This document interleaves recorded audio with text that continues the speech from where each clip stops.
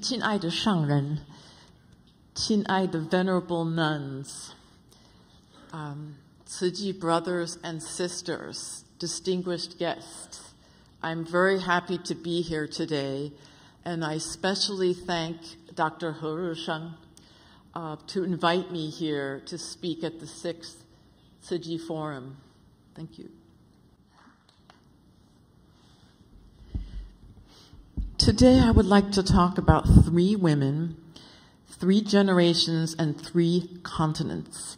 Rachel Carson, Wangari Maathai, Karuna Deepa. I think everyone knows Rachel Carson, 1907 to 1964. She received her MA from Johns Hopkins University, and she was studying for a PhD, but due to financial situation, she had to stop.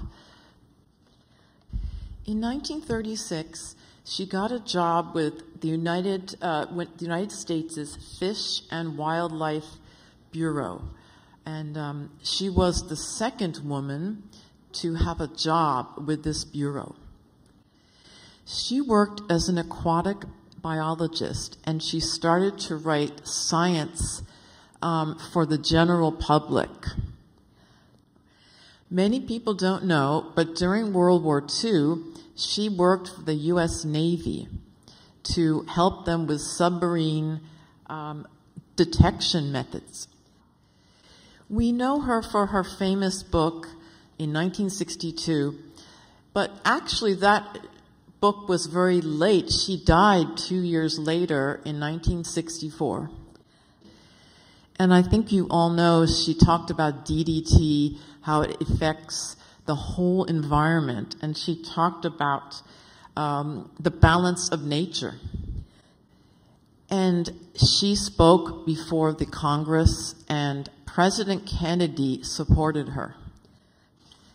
And here she is, the cover of Time magazine, and that's 1963, Woman of the Year. She was already famous for her writings about the sea, and she wrote 3 books about the ocean, and The Sea Around Us, 1951, it won a National Book Award. And maybe you don't know, but she also supported the anti-nuclear testing, anti-nuclear weapons movement. And that was already becoming international movement.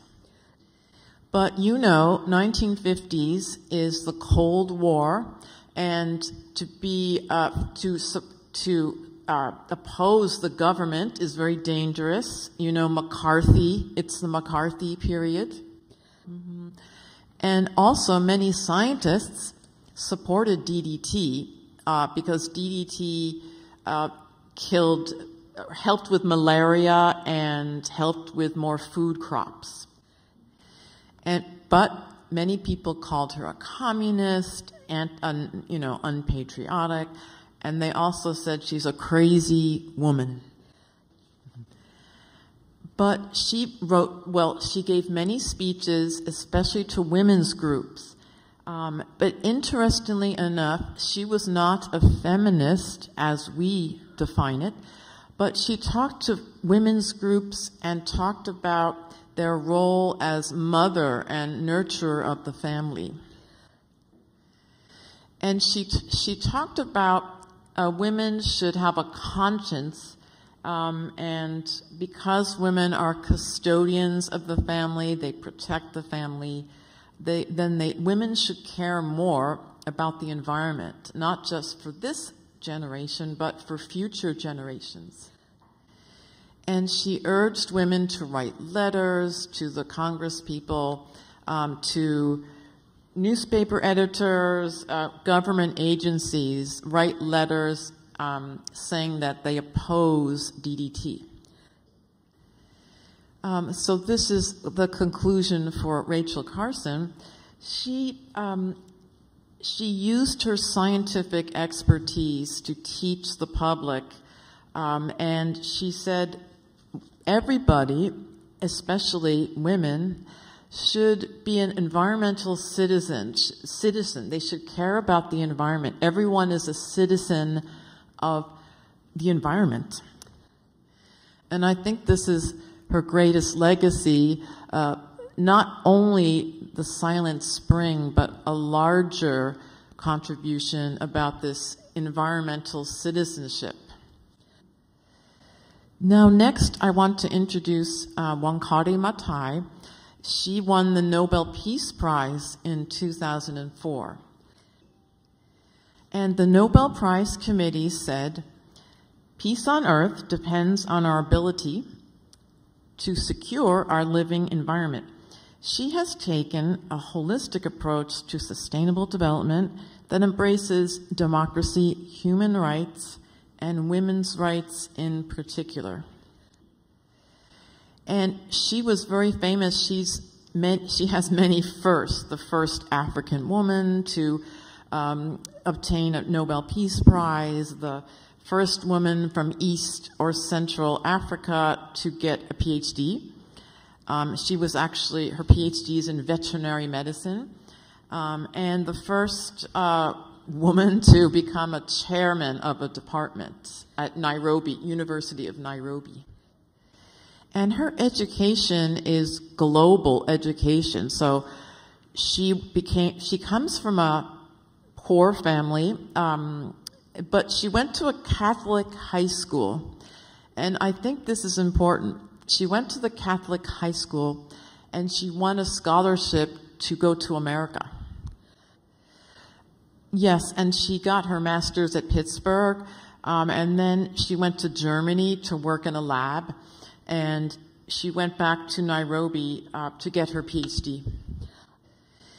Now, she is different generation than Rachel Carson, so therefore, Wangari was influenced by social movements, because Rachel Carson had already died, right? So this is the next generation. We have the American Civil Rights Movement, we have a feminist movement, and we have environmental movement stronger and stronger. Now the question is, at that time, 2004, we have the Iraq War, Afghanistan, the Congo, Sudan, of course the Middle East.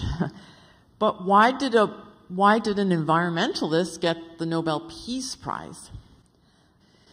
Well, the answer is that you can say that she fought against slow violence. Slow violence, that is a term from social science.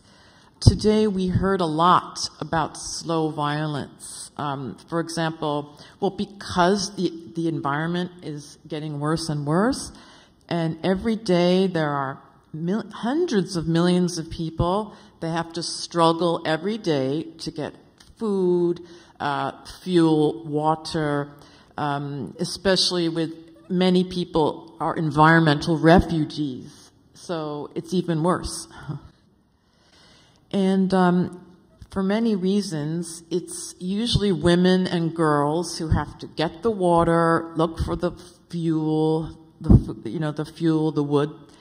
And many farmers are actually women.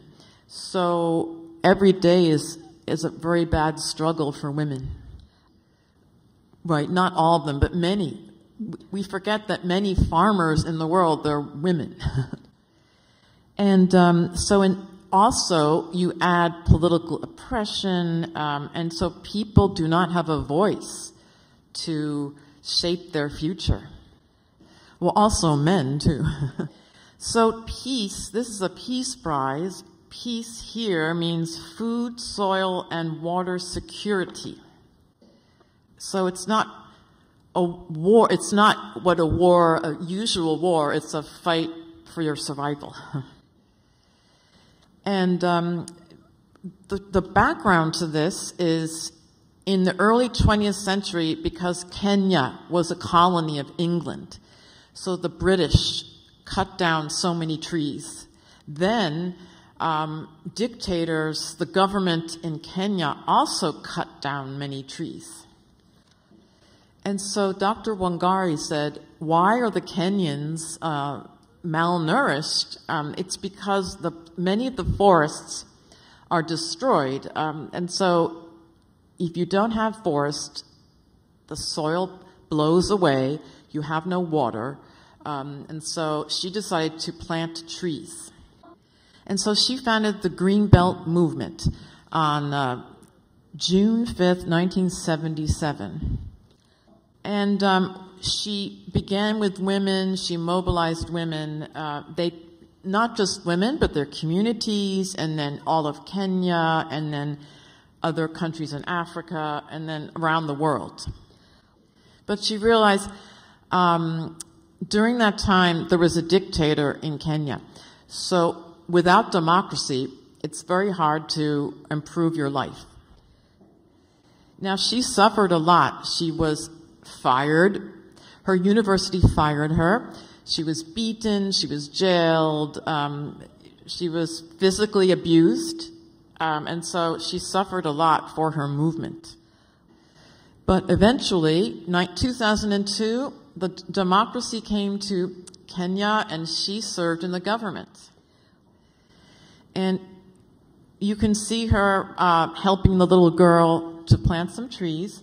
And she said herself that through her Greenbelt movement, people learned how to overcome their fear and their helplessness. So she was interested she wanted people to feel stronger in their minds and hearts. And this, you probably know who these people are. This is Dr. Wangari wearing the yellow clothes, and then we see Chin Aida, President Obama. President Obama. President Obama's father is from Kenya, and President Obama with his little girls, and they are planting a tree. So that is Dr. Wangari. Now, the third person is Karina Deepa. She was born in 1962 in a Buddhist family, and she's from Western India. I probably don't have time, but she works for a big Buddhist organization called Bahujan Hite, and it's actually India and England. It's an India and English group. And it helps Dalits, because you know in India they have Jianmin Zhidu, right? And so this Bahujan Hite is for Dalits. And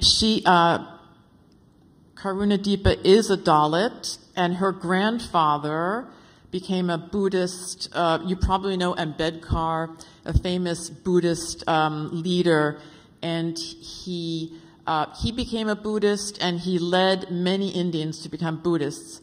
And I don't really have enough time, but what happened was he founded an organization together with the English people. Karuna Deepa works in Pune, and she has 40 different groups. This project in Western India has 40 different groups, and they help women, children, and Shaoshu Minzu. In India, there's also Yuanzhumin in India.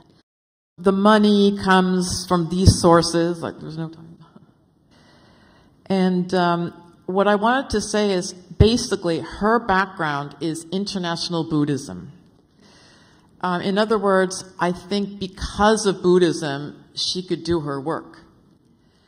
And so just to conclude, I wanted to look at globalization. And it has a long history ever since 1950s, actually.